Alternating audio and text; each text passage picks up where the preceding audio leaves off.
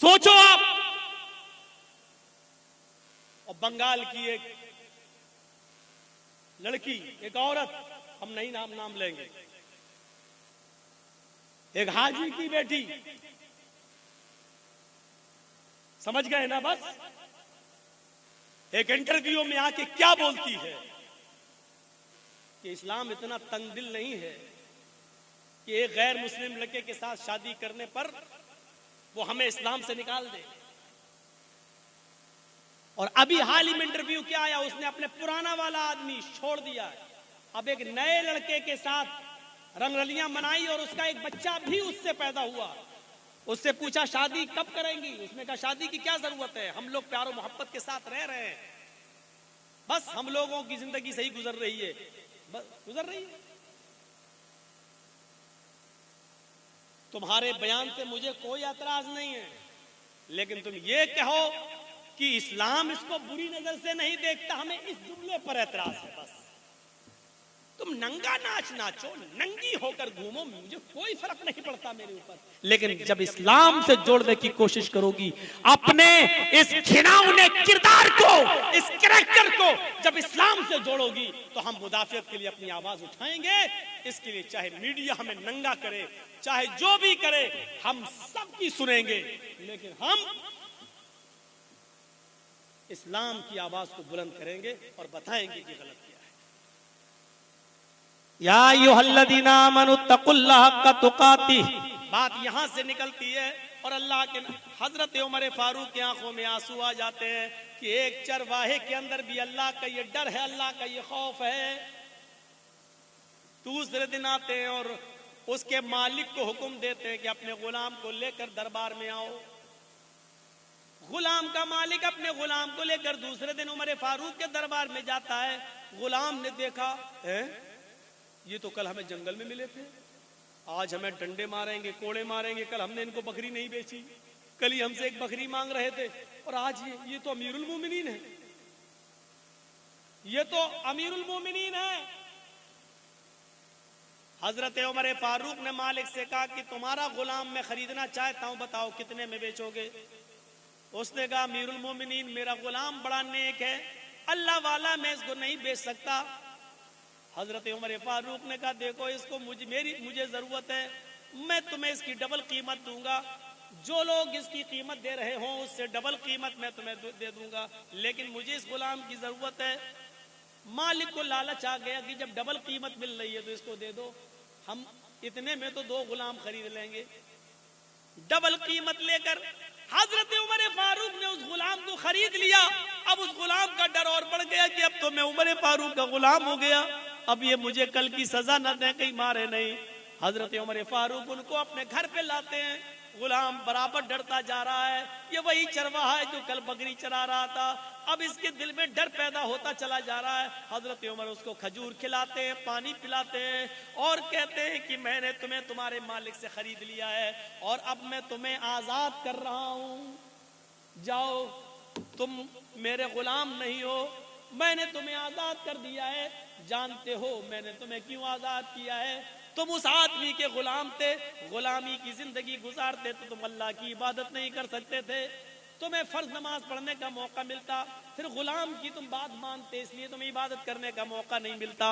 अब तुम्हें इबादत का मौका ही मौका है। कल तुमने ये कहा था कि अल्लाह रब्बुल आलमीन को कयामत के दिन में क्या जवाब दूंगा, इस जुमले की वजह से आज तुम्हें आजादी मिल गई है, इस कलमे ने तुम्हें आजादी दी है। अगर इसी तरीके से अल्लाह से डरते रहे तो इंशाअल्लाह कयामत के दिन अल्लाह ताला तुम्हें जहन्नम से भी आजादी दिला देगा। अगर इसी तरीके की तुम्हारी जिंदगी गुजरती रही तो तकवे वालों को इनाम मिल जाता था, जो अल्लाह से डरते थे उसको अमीरुल मोमिनीन इनाम देते थे। मेरे भाइयों, आज हमने किसी अल्लाह से डरने वाले को इनाम दिया? किसी नेक और मुत्तकी आदमी को देखा तो कभी हिम्मत पड़ी कि हम उसको कुछ मदद कर दें? कभी हमारी हिम्मत नहीं पड़ती कि हम इसकी कुछ मदद करें। क्यों? मदद करने की हिम्मत नहीं पड़ती। आपने देखा होगा एक लड़का है, उसका बाप इंतकाल कर चुका है, उसके पास 1 बीघा जमीन है। अब देखिए मैं आपको कहां ले जा रहा हूं। उसके पास 1 बीघा जमीन है, 1 बीघा जमीन है, लेकिन अचानक उसकी माँ को कैंसर होता है, बाप उसका इंतकाल कर चुका है, उसके पास बस 1 ही बीघा जमीन है, उसकी माँ का इलाज होना है, इलाज के लिए उसको अपनी जमीन बेचना पड़ रही है। उस जमीन की कीमत 2 लाख है। हम गांव के सरपंच हैं, हम गांव के मुखिया हैं, हम गांव के पैसेदार हैं, हम गांव के अमीर आदमी हैं, हमारी नजर खराब है, हम उस जमीन को खरीदना चाहते हैं, हमारे घर से लगी हुई है वो जमीन, और हमें मालूम है कि ये बेचेगा क्योंकि इसकी माँ बीमार है। ऐसा है कि नहीं आजकल? ऐसा है ना?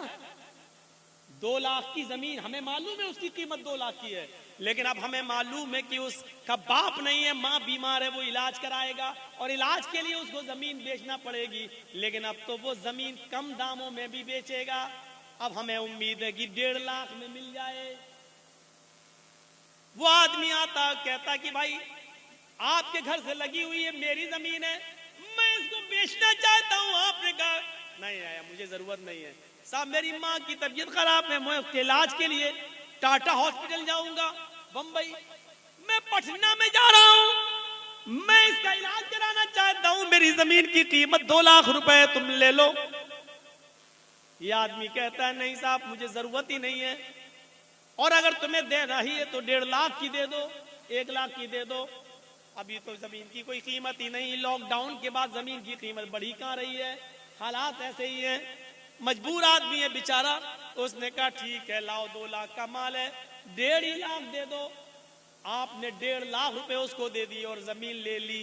अल्लाह की कसम, 2 लाख की जमीन उसकी मर्जी के बावजूद जो 1.5 लाख की ली है, इस 1.5 लाख के लेने के बावजूद उसने चाहे जैसे दी हो, उसकी रजामंदी के बावजूद आपने जो 1.5 लाख में खरीदी है, आप इसके बावजूद भी डकैत कहलाएंगे, आप बेईमान कहलाएंगे, आप यतीम का हक मारने वाला कहलाएंगे, आप मजबूर की मजबूरी का फायदा उठाने वाले कहलाएंगे। अल्लाह के यहाँ समाज में तो ये होगा नहीं साहब, वो 1.5 लाख में तैयार था, उसने दे दी, इसने ले ली। अल्हम्दुलिल्लाह नहमदुहु व नस्तईनुहु व नस्तगफिरुह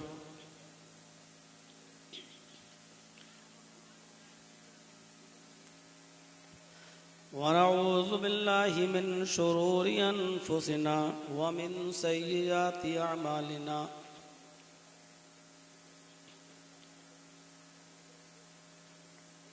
मन यहदिहिल्लाहु फला मुज़िल्ल लहु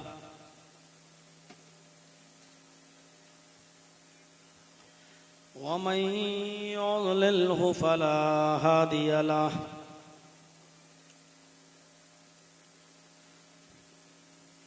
व अशहदु अल्ला इलाहा इल्लल्लाहु वहदहु ला शरीका लहु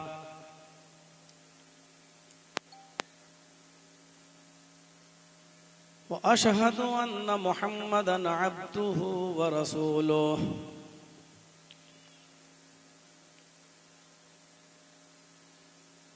अम्मा बाद,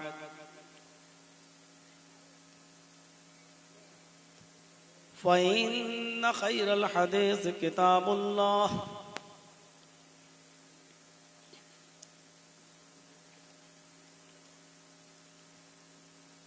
व खैरल हदी हदी मुहम्मदिन सल्लल्लाहु अलैहि वसल्लम